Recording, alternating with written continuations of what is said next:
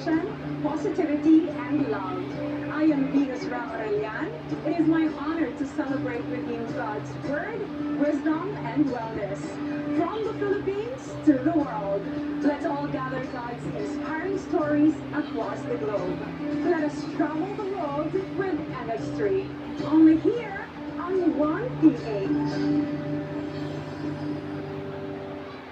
Tigo True FM.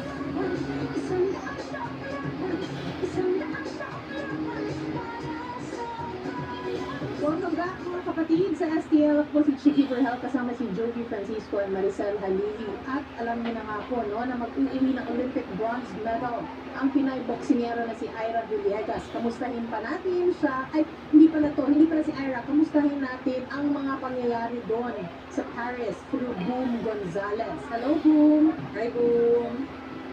Hello po. Magandang gabi. Yes, gabi dito. It's 6:22 p.m. Pasensya na po. Naguguluhan na ako sa mga oras. Okay. Before nyo tanungin si Boom, sabihin ko lang na si Boom po ang laging nakakauna kay EJ after. Oo.